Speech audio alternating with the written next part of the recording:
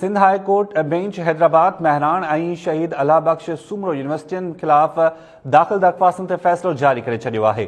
OPS out of turn deputation ऐं इज़ाफ़ी उहिदनि ते गैर क़ानूनी तौर वेठल अमलदारनि खे महीने अंदरि हटाइण जो हुकुम जारी कयो वियो आहे। ब्रेकिंग न्यूज़ अवां सां शेयर कयूं पिया। Sindh high court bench Hyderabad Mehran ऐं शहीद अल्लाह बख्श सूमरो यूनिवर्सिटीज़ ख़िलाफ़ दाख़िल दरख़्वास्तुनि ते फ़ैसिलो जारी करे छॾियो आहे।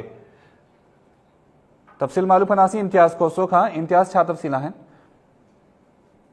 हाई कोर्ट सर्किट बेंच महरान यूनिवर्सिटी ऐं शहीद अल्लाह बख्श सूमरो यूनिवर्सिटियुनि ख़िलाफ़ दाख़िल दरख़्वास्तनि ते महसूस थियल फ़ैसिलो जारी करे छॾियो आहे। अदालती फ़ैसिले में ॼाणायो वियो आहे त OPS out of turn deputation ऐं इज़ाफ़ी उहिदनि ते गैर क़ानूनी तौर वेठल अमलदारनि खे महीने दौरान हटाए chief secretary Sindh additional registrar मार्फत रिपोर्ट अदालत में जमा कराई वियो। और महरान यूनिवर्सिटी जे deputy manager Riaz Aman Sheikh, deputy director Kashif Dars, मुलाजिम राव अब्दुल राज़िक राजपूत, गुलाम परवर ओडो ऐं अब्बास कुरैशी ॿिन्ही यूनिवर्सिटी जी इंतज़ामिया ख़िलाफ़ दरख़्वास्त दाख़िल कराई हुई। इन में इन्हनि जो मौक़ो पोइ त म्यूट ऐं शहीद अल्लाह बख्श यूनिवर्सिटी में काफ़ी अर्से खां प्रोफेसरनि खे इंतज़ामी उहिदनि ते एक्टिंग चार्जिंग ॾिनी वियूं आहिनि, जॾहिं त कुझु अमलदार OPS ऐं डेपुटेशन ते बि मुक़ररु थियल आहिनि।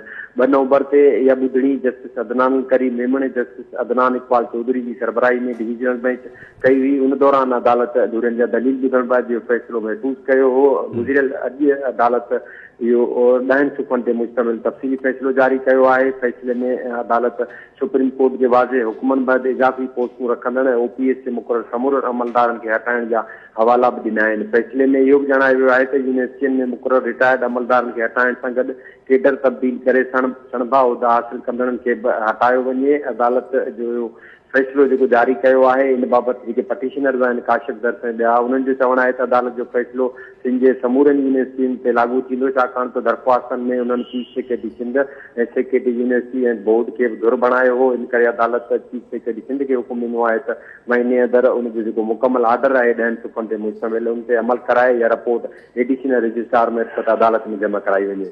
जी शायदि। ठीकु आहे, वॾी महिरबानी इम्तियाज़ कोसो अपडेट करण जे लाइ।